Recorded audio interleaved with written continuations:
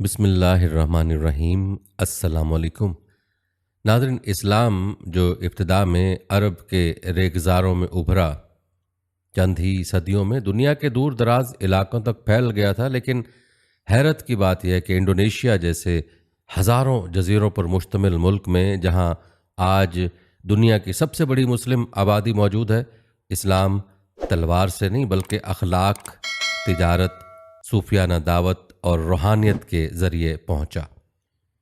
Indonesia کا اسلام محبت، امن، نرمی اور حکمت کا عکاس ہے، ایک ایسا سفر جو نہ جنگ سے شروع ہوا نہ سیاست سے، بلکہ ایمان، کردار اور اخلاص سے دلوں میں اترا۔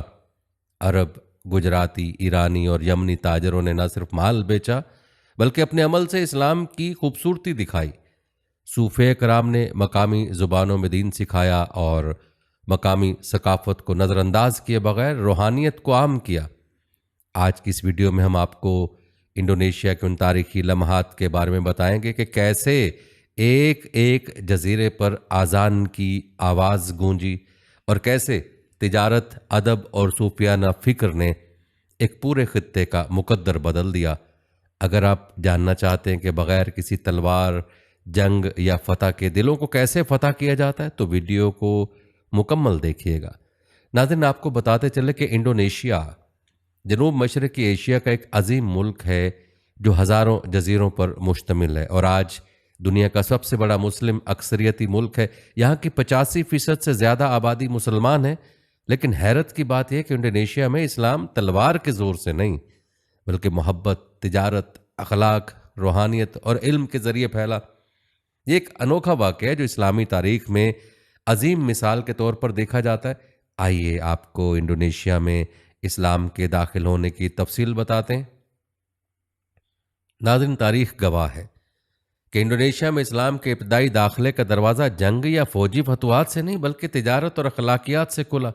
روایت کے مطابق یہ رابطہ 7ویں صدی عیسوی میں قائم ہوا، جب عرب تاجر سمندر کے ذریعے تجارت کی غرض سے جنوب مشرقی ایشیائی علاقوں کا رخ کرتے تھے۔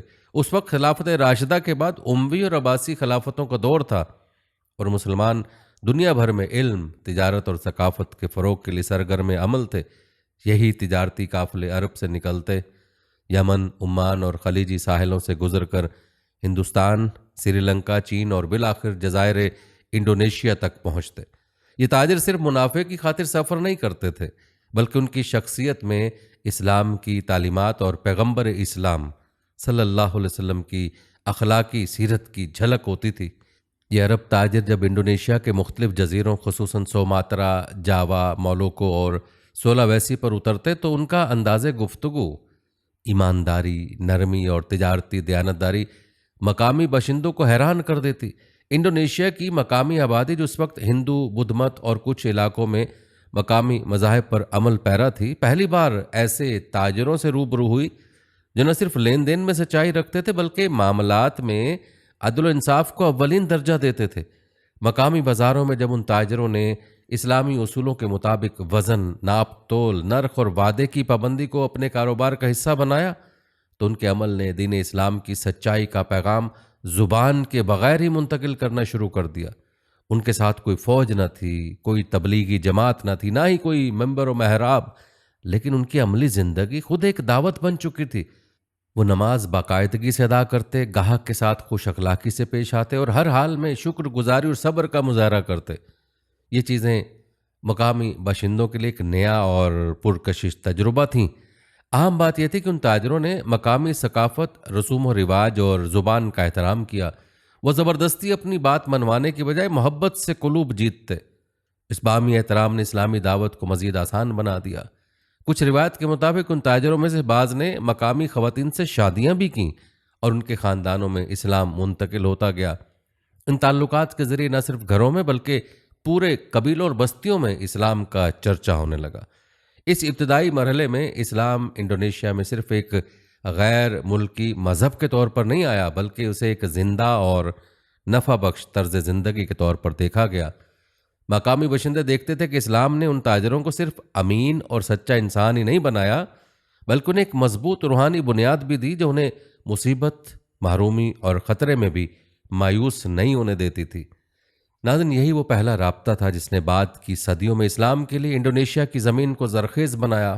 عرب تاجروں کی ان کوششوں کو آج بھی انڈونیشیا میں نہایت عزت و احترام سے یاد کیا جاتا ہے، کیونکہ وہی لوگ اس ملک کے سب سے بڑے مذہب کی بنیاد رکھنے والے بنے۔ عرب تاجروں کے علاوہ انڈونیشیا میں اسلام کے پھیلاؤ میں سب سے مؤثر اور دیرپا کردار صوفیہ کرام کا تھا۔ اگرچہ عرب تاجر ابتدائی تعارف کا ذریعہ بنے، لیکن دین اسلام کی جڑیں انڈونیشی معاشرے میں مضبوطی سے جمانے والے یہی صوفی بزرگ تھے۔ ان میں سے اکثر کا تعلق یمن، گجرات یعنی ہندوستان، ایران، وسط ایشیا اور ترکی سے تھا۔ یہ بزرگ دنیاوی لالچ اور جاہ و جلال سے بے نیاز، خلوص نیت، سادگی، روحانیت، حلم اور محبت کا پیکر تھے۔ ان کے کردار میں ایسا نور اور ان کی زبان میں ایسی تاثیر تھی کہ لوگ ان کے پاس بیٹھ کر دل کی تاریکی دور کر لیا کرتے۔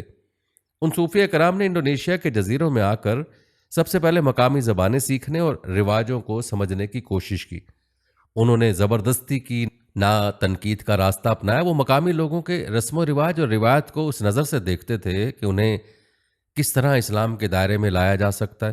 یہی وجہ ہے کہ ان کے ذریعے اسلام نرمی، تدبر اور فطری ہم آہنگی کے ساتھ پھیلا، جسے مقامی لوگ اپنی زندگیوں میں آسانی سے جذب کر سکے۔ ان بزرگوں کی شخصیت میں ایسا حسن اخلاق، انکساری اور روحانیت تھی کہ لوگوں کے دل خود بخود کھینچتے چلے آتے۔ آپ کو بتاتے چلے کہ انڈونیشیا کی اسلامی تاریخ میں حضرت شیخ یوسف مقصر ایک نمایاں نام ہیں، جنہوں نے نہ صرف تبلیغ کی بلکہ ظلم کے خلاف آواز بھی بلند کی۔ انہیں جنوبی افریقہ میں جلا وطن کیا گیا، لیکن وہاں بھی ان کی دعوت نے دین کی شمع روشن کی۔ اس طرح سنن گریسی، سنن کلیجاگا، سنن بونانگ جیسے عظیم صوفیہ نے جاوا اور دیگر علاقوں میں اسلام کو مقامی ثقافت کے ساتھ ہم آہنگ کر کے پیش کیا۔ انہوں نے اسلام کو محض عبادات کا مجموعہ نہیں بنایا، بلکہ اخلاق، معاشرت اور روحانیت کے ساتھ جوڑ دیا۔ ان بزرگوں نے مقامی موسیقی، فنون اور ادب کو اسلام کے قالب میں ڈھال کر پیش کیا، جس سے دین کو قبول کرنا لوگوں کے لیے ایک فطری تجربہ بن گیا۔ یہ صوفیہ نہ صرف تبلیغ کرتے تھے بلکہ انہوں نے مساجد، مدارس اور خانقاہیں بھی قائم کی، جو آج بھی انڈونیشیا میں دین کے قلعے سمجھے جاتی ہیں۔ ان اداروں نے صدیوں تک نہ صرف تعلیم دین کو فروغ دیا بلکہ روحانیت، سلوک اور اخلاق اسلامی کا مرکز بنے۔ ان بزرگوں کی زندگیاں علم، ذکر، عبادت اور خدمت خلق سے معمور تھیں، اور وہ ہر کسی سے خندہ پیشانی اور محبت سے پیش آتے۔ یہی طرز عمل لوگوں کو متاثر کرتا اور انہیں اسلام کی طرف مائل کرتا تھا۔ ان صوفیہ کی تعلیمات میں توحید، محبت رسول صلی اللہ علیہ وسلم، انسان دوستی اور خدمت خلق جیسے اعلیٰ اسلامی اقدار کو بنیاد بنایا گیا۔ ان کی دعوت میں شدت یا تفریق کا کوئی عنصر نہ تھا، بلکہ وہ وحدت، رواداری اور برداشت کے علم بردار تھے۔ یہی وجہ کہ انڈونیشیا میں اسلام کسی تصادم کے بغیر پرامن طور پر پھیلتا چلا گیا، اور مقامی بادشاہت اور عوام دونوں اس روشنی سے مستفید ہونے لگے۔ اس طرح ان صوفیہ کرام نے نہ صرف دین اسلام کی تعلیم دی بلکہ انڈونیشی معاشرے کو اخلاق، روحانیت اور اسلامی تہذیب کی نئی بنیادوں پر استوار کیا، اور یہی ان کے مشن کی اصل کامیابی تھی۔ ناظرین، انڈونیشیا میں اسلام کا فروغ کا اگلا بڑا اور اہم مرحلہ اسلامی ریاستوں کے قیام سے وابستہ ہے۔ جب صوفیہ کرام اور تاجروں کی دعوت کے ذریعے دین اسلام مقامی لوگوں کے دلوں میں گھر کرنے لگا، تو یہ اثر صرف انفرادی قبول اسلام تک محدود نہ رہا بلکہ بتدریج سیاسی نظام کا حصہ بننے لگا۔ تاریخی شواہد بتاتے ہیں کہ سب سے پہلے سوماترا کے علاقے میں اسلام کا اثر نمایاں طور پر محسوس کیا گیا، جہاں بعد ازاں دو اہم اسلامی ریاستوں پاسائی اور پریلاک کا قیام عمل میں آیا۔ ان ریاستوں کی بنیاد نہ صرف دینی بنیاد پر رکھی گئی بلکہ یہ تجارتی اور ثقافتی مراکز بھی بنی۔ ان میں سب سے معروف اور تاریخی حیثیت رکھنے والی ریاست سمودرا پاسائی تھی، جس کے بانی بادشاہ ملک الصالح تھا، جو 14ویں صدی میں انہوں نے اسلام قبول کیا اور ایک اسلامی سلطنت کی بنیاد رکھی۔ ان کی حکمرانی کے دوران اسلامی عدل و انصاف، تعلیم اور شرعی قوانین کو اپنایا گیا۔ انہوں نے علماء، قاضی اور معلمین کو دربار کا حصہ بنایا اور ریاست کے تمام شعبۂ زندگی میں اسلام کو عملی صورت میں نافذ کیا۔ یہی وہ وقت تھا جب اسلام صرف عبادات تک محدود نہ رہا بلکہ ایک مکمل نظام زندگی کی صورت میں لوگوں کے سامنے آیا۔ مقامی باشندے اس اسلامی ریاست میں عدل، امانت اور مساوات کو دیکھ کر خود بخود دین کی طرف راغب ہونے لگے۔ تاریخی روایت کے مطابق ملک الصالح کے بعد ان کی نسل نے بھی اسلامی اصولوں کو اپنایا اور پاسائی کو ایک مضبوط مذہبی اور تجارتی مرکز میں تبدیل کر دیا۔ یہاں سے اسلامی تعلیمات نے دیگر قریبی علاقوں جیسے اجے، لمپونگ اور میننگ کاباؤ تک رسائی حاصل کی۔ اسلامی ریاستوں کے قیام نے نہ صرف دین کی تعلیم کو مضبوط کیا بلکہ قرآن، حدیث، فقہ اور تصوف کے مراکز بھی قائم کیے گئے، جہاں مقامی لوگ دینی تعلیم حاصل کرتے اور پھر اپنے علاقوں میں جا کر دین کی خدمت کرتے۔ یوں اسلام کا پھیلاؤ صرف سوماترا تک محدود نہیں رہا، اس کے بعد جاوا، سولاویسی اور مالوکو جیسے اہم علاقوں میں بھی اسلامی حکمرانی قائم ہوئی۔ جاوا میں خاص طور پر میٹرم اور دیمک جیسی اسلامک سلطنتوں نے نمایاں کردار ادا کیا۔ ان ریاستوں نے دین اسلام کو صرف ایک روحانی پیغام کے طور پر نہیں بلکہ ایک مکمل تہذیبی اور سیاسی نظام کے طور پر اپنایا۔ دیمک سلطنت کے بادشاہ رادین پنا کو جاوا میں اسلامی حکومت کے بانیوں میں شمار کیا جاتا ہے۔ انہوں نے نہ صرف شرعی عدالتیں قائم کی بلکہ اسلامی ثقافت، فنون اور تعلیم کو ریاستی سرپرستی دی۔ کہتے دیمک کی سلطنت نے جاوا میں اسلام کے استحکام کے لیے علماء دین، صوفی مشائخ اور اسلامی معلمین کی سرپرستی کی۔ ان کے ذریعے ریاستی سطح پر اسلامی تقویم، مدارس، مساجد اور اسلامی قضاء یعنی عدالت کا نظام جاری کیا گیا۔ اسی طرح سولاویسی اور مالوکو میں بھی اسلامی سیاسی اور سماجی نظام کی بنیاد بنا۔ ان ریاستوں کے حکمرانوں نے اسلام کو مقامی سطح پر اپنایا اور عوام میں دینی شعور کو بیدار کیا۔ ناظرین، تمام اسلامی ریاستوں کی سب سے بڑی خصوصیت یہ تھی کہ انہوں نے اسلام کو مقامی ثقافت سے ہم آہنگ کر کے پیش کیا۔ اس سے لوگوں کو اجنبیت کا احساس نہ ہو بلکہ انہوں نے اسلام کو اپنی تہذیب کا حصہ سمجھ کر خوش دلی سے قبول کیا۔ ان ریاستوں کے قیام نے نہ صرف اسلام کو مضبوط کیا بلکہ آنے والی صدیوں کے لیے انڈونیشیا کو دنیا کا سب سے بڑا مسلم ملک بنانے کی بنیاد رکھی۔ ناظرین، آپ کو مزید بتاتے چلیں کہ انڈونیشیا میں اسلام کے پرامن اور تدریجی پھیلاؤ میں جہاں عرب تاجروں، صوفیہ کرام اور اسلامی ریاستوں نے اہم کردار ادا کیا، وہیں ہندوستانی خصوصاً گجراتی مسلم تاجروں کا اثر بھی نہایت نمایاں تھا۔ گجرات جو اس وقت ایک اہم تجارتی بحری مرکز تھا، یہاں سے تعلق رکھنے والے مسلمان تاجر صدیوں تک انڈونیشیا کے ساحلی علاقوں خصوصاً سوماترا، جاوا، بالی اور مالوکو میں باقاعدگی سے آتے رہے۔ ان تاجروں کی اصل قوت ان کا اخلاق، دیانت اور اسلامی اصولوں پر مبنی تجارتی رویہ تھا۔ ان کی تجارت محض منافع کے لیے نہ تھی بلکہ ایک دعوتی مشن کا حصہ تھی جس میں صداقت، انصاف اور امانت جیسے اوصاف کو نمایاں کیا جاتا۔ یہ گجراتی تاجر نہ جھوٹ بولتے، نہ ناپ تول میں کمی کرتے اور نہ سود یا دھوکہ دہی میں ملوث ہوتے۔ ان کے حسن سلوک، خوش اخلاقی اور نرم گوئی نے مقامی لوگوں کو حیران کر دیا۔ ایک ایسے معاشرے میں جہاں اس وقت تک بدھ مت اور ہندو مت کی روایات غالب تھیں، اسلامی تجارت کا انداز بالکل نیا اور پرکشش تھا۔ یہ تاجر صرف مال فروخت نہیں کرتے تھے بلکہ اسلامی کردار اور اخلاق کی عملی تصویر بن کر مقامی افراد کے دل جیت لیتے۔ وہ جن اصولوں پر عمل کرتے تھے وہی اصول قرآن و سنت کی تعلیمات سے جڑے ہوئے تھے جو بتدریج مقامی لوگوں کو اسلام کی طرف مائل کرتے گئے۔ تاریخی روایت سے معلوم ہوتا ہے کہ ان تاجروں کے ہمراہ اکثر علماء، صوفیہ اور قراء بھی سفر کرتے تھے جو مقامی لوگوں کو دین کی تعلیم دیتے۔ یہ علماء نہ صرف قرآن و حدیث پڑھاتے بلکہ نماز، روزہ، زکوٰۃ اور دیگر دینی فرائض کی تربیت بھی دیتے۔ بہت سے گجراتی علماء نے انڈونیشیا میں مستقل قیام کیا اور وہاں مدارس، مساجد اور خانقاہیں قائم کیں۔ ان کی بدولت انڈونیشی معاشرے میں اسلامی تہذیب، فقہی روایت اور دینی تشخص نے جڑیں پکڑ لیں۔ کہتے ہیں گجراتی تاجروں اور علماء کی کوششوں کا یہ اثر ہوا کہ انڈونیشیا میں اسلام محض ایک مذہب کے طور پر نہیں بلکہ ایک مکمل طرز زندگی کے طور پر اپنایا گیا۔ ان کے ذریعے اسلام نے مقامی ثقافت سے ہم آہنگی اختیار کی جس سے مقامی لوگ اجنبیت محسوس کیے بغیر دین کی طرف راغب ہوئے۔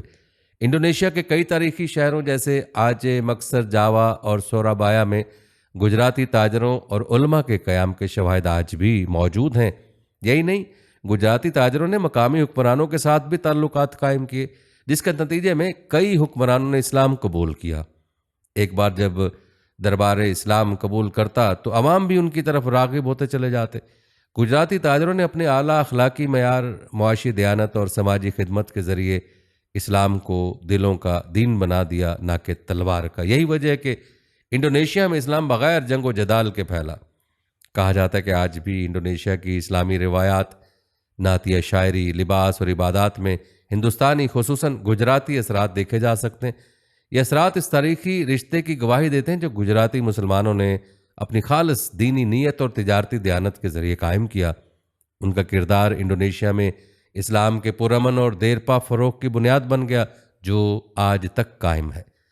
ناظرین، مورخین کا یہ بھی ماننا ہے کہ انڈونیشیا میں اسلام کے پرامن اور مؤثر پھیلاؤ میں سب سے مؤثر اور حکیمانہ طریقہ یہ تھا کہ اسلامی تعلیمات کو مقامی زبانوں میں عام کیا گیا۔ اگرچہ قرآن پاک عربی زبان میں نازل ہوا اور عربی ہی دین کی اصل زبان ہے، لیکن انڈونیشیا جیسے کثیر لسانی ملک میں دین کی تفہیم اور قبولیت اسی وقت ممکن تھی جب لوگوں کو ان کی اپنی زبان میں بات سمجھائی جائے۔ یہی وجہ ہے کہ دعوت اسلام کے علماء، صوفیاء اور داعیان دین نے جاوی، ملاوی، سونڈانی اور دیگر مقامی زبانوں کو نہ صرف سیکھا بلکہ انہیں دین کی اشاعت کا ذریعہ بنایا۔ ان زبانوں میں قرآن و حدیث کے تراجم کیے گئے اور دینی مسائل پر مبنی مقامی نصیحتیں، قصے اور حکایات تحریر کی گئیں۔ بہت سے صوفیہ نے منظوم انداز میں اسلامی عقائد اور اخلاقی تعلیمات کو پیش کیا تاکہ عوام الناس آسانی سے یاد کر سکیں اور دین کو دل سے قبول کریں۔ ان اشعار، نعتوں اور منظومات نے لوگوں کو نہ صرف متاثر کیا بلکہ دین کے ساتھ ایک جذباتی اور روحانی تعلق بھی قائم کیا۔ اس حکمت عملی کا سب سے بڑا فائدہ یہ ہوا کہ اسلام مقامی ثقافت سے اجنبیت کی بجائے ہم آہنگی اختیار کرتا چلا گیا۔ دعوت دین کے اس منفرد انداز نے انڈونیشیا کی روایتی لوک کہانیوں، رزمیہ داستانوں اور لوک گیتوں میں بھی اسلامی اقدار کو شامل کر دیا۔ ایک طرف داستانوں کے ہیرو اسلامی اخلاقیات کے علمبردار بن گئے تو دوسری طرف مقامی تہواروں اور میلوں میں بھی اسلام کی روح جھلکنے لگی۔ اس طرح دین صرف مسجدوں اور مدارس تک محدود نہ رہا بلکہ عوامی زندگی کے ہر گوشے میں سرایت کر گیا۔ یہ سارا عمل اس بات کی عملی مثال تھا کہ جب دین کو محبت، حکمت اور شعور کے ساتھ پیش کیا جائے تو محض رسمی عقائد کا مجموعہ نہیں رہتا بلکہ لوگوں کے دل و دماغ کو روشن کر دیتا ہے۔ یہی وہ بنیادی اصول تھا جس نے انڈونیشیا جیسے متنوع معاشرے میں اسلام کو اتنی مضبوط جڑوں کے ساتھ قائم کیا۔ ناظرین، یہ بات بھی قابل ذکر ہے کہ مقامی زبانوں میں دعوت دینے والے علماء اور صوفیہ نے کبھی تکبر یا بالادستی کا مظاہرہ نہیں کیا۔ انہوں نے مقامی ثقافت، زبان اور روایت کا احترام کیا اور انہی کو ذریعہ بنا کر دین کو لوگوں کے دلوں تک پہنچایا۔ یہی وجہ ہے کہ اسلام انڈونیشیا میں کسی جبر، جنگ یا تسلط کے ذریعے نہیں بلکہ علم، محبت اور فہم و فراست کے ذریعے پھیلا، اور یہ طریقہ آج بھی دعوت دین کے لیے ایک بہترین نمونہ ہے۔ ناظرین، تاریخی روایت بتاتے ہیں کہ انڈونیشیا میں اسلام کا پھیلاؤ صرف مذہبی تبلیغ یا روحانی تعلیمات کی بنیاد پر نہیں ہوا بلکہ اس میں مقامی ثقافت اور اسلامی اقدار کے امتزاج نے کلیدی کردار ادا کیا۔ انڈونیشی مسلمانوں نے اسلام کو محض عقائد یا عبادات تک محدود نہیں رکھا بلکہ اسے اپنی ثقافتی شناخت کا حصہ بنایا۔ یہی وہ نقطہ ہے جو انڈونیشی اسلام کو دیگر خطوں سے ممتاز کرتا ہے، ایک ایسا اسلام جو روحانیت، اعتدال اور ثقافتی ہم آہنگی کا حسین امتزاج بن کر سامنے آیا۔ جب اسلام انڈونیشیا کے مختلف علاقوں میں پھیلا تو اس کے داعیان نے مقامی رسم و رواج، طرز زندگی اور تہذیب کو مکمل طور پر رد نہیں کیا بلکہ مقامی روایات کو اسلامی اخلاقیات کے ساتھ جوڑنے کی کوشش کی۔ مثلاً روایتی لباس جیسے کہ بٹک کپڑے کو اپناتے ہوئے اس میں حیا اور سادگی کے اصول شامل کیے گئے۔ اسی طرح روایتی فنون لطیفہ جیسے کہ سینڈرٹری یا مقامی رقص کو بھی ایک نئے اسلامی رنگ میں پیش کیا گیا۔ جہاں ان داستانوں میں اسلامی پیغامات اور اخلاقی تعلیمات کو شامل کیا گیا، موسیقی اور رقص جیسے فنون جو عام طور پر مذہب کے حوالے سے حساس موضوعات ہوتے ہیں، انڈونیشیا میں روحانیت کے اظہار کا ذریعہ بنے۔ خاص طور پر صوفی سلسلوں نے مقامی موسیقی کے ذریعے ذکر و اذکار کو فروغ دیا جس سے لوگوں کو ایک روحانی کشش حاصل ہوئی۔ یہ سب کچھ اس انداز میں کیا گیا کہ اسلام کی اصل تعلیمات بھی محفوظ رہیں اور مقامی معاشرے کو بھی اپناپن محسوس ہوا۔ ناظرین، اس امتزاج کا سب سے خوبصورت پہلو یہ تھا کہ اسلام کو مقامی لوگوں نے اپنا سمجھا، نہ کہ باہر سے آیا ہوا کوئی اجنبی نظام۔ یاد رکھیں، جب دین دلوں سے قریب ہو جائے تو وہ نہ صرف قبول کیا جاتا ہے بلکہ فخر کے ساتھ اپنایا بھی جاتا ہے۔ یہی وجہ ہے کہ انڈونیشیا میں اسلام محض ایک مذہب نہیں بلکہ زندگی کا ایک متوازن اور ہم آہنگ طریقہ کار بن گیا۔ کہتے ہیں اس اسلامی اور ثقافتی ہم آہنگی نے انڈونیشی معاشرے کو ہمیشہ اعتدال اور رواداری کی طرف مائل رکھا۔ یہاں کا اسلام ہمیشہ تشدد، شدت پسندی اور جبر سے دور رہا۔ یہ وہی خوبصورت پہلو جس نے دنیا بھر میں انڈونیشی مسلمانوں کو پرامن، متوازن اور مہذب معاشرہ بنانے میں مدد دی۔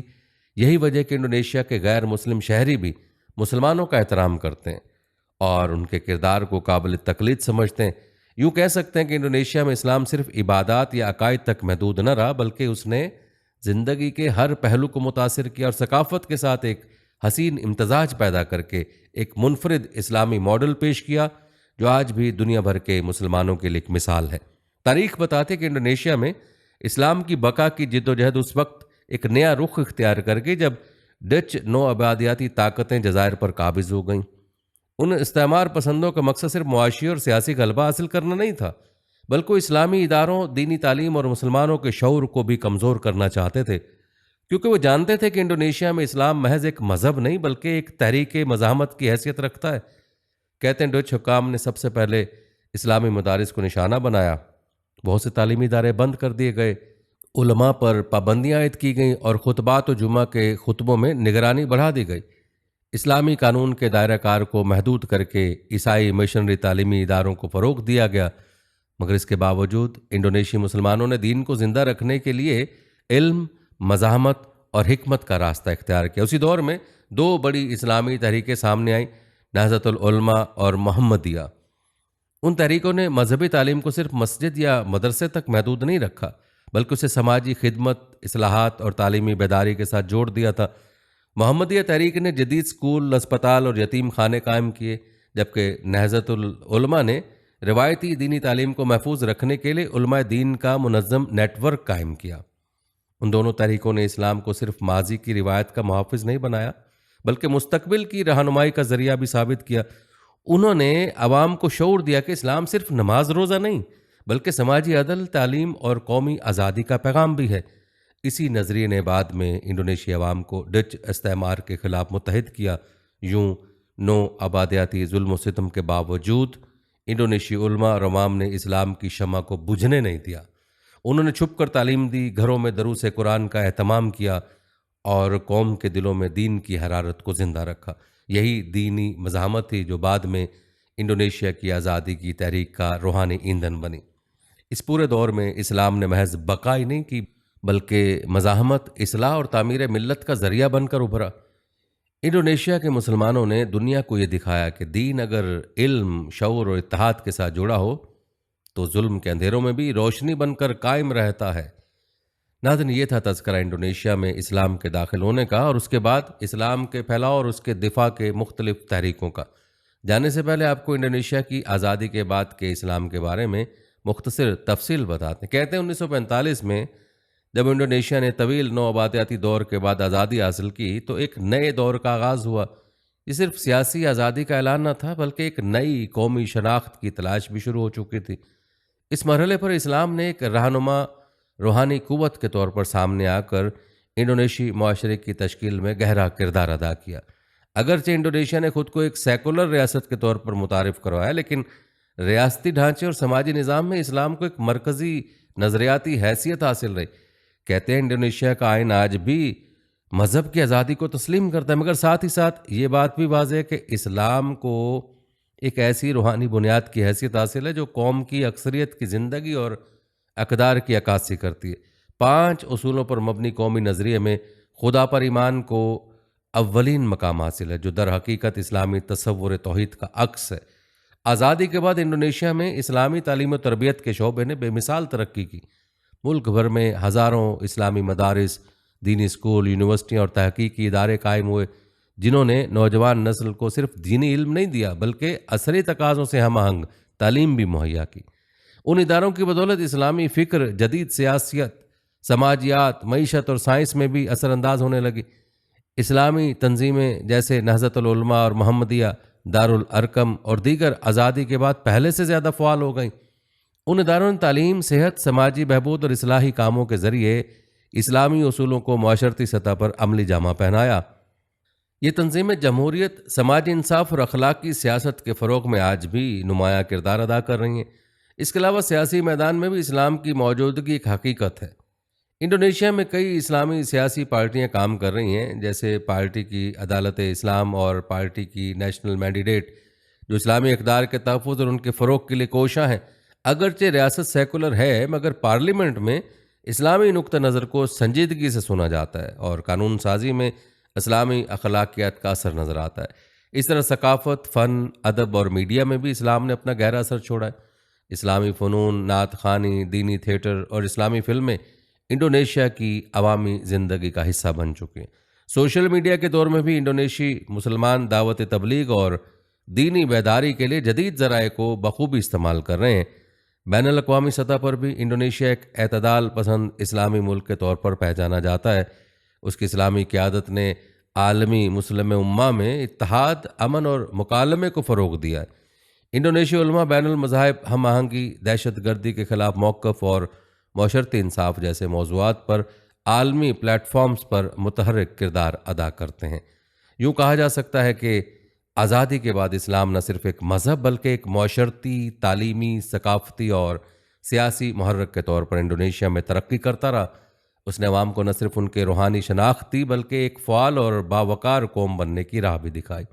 ناظرین، آج کی ویڈیو میں آپ نے ملاحظہ کیا کہ انڈونیشیا میں اسلام کا پھیلاؤ ایک پرامن، تدریجی اور روحانی انقلاب تھا۔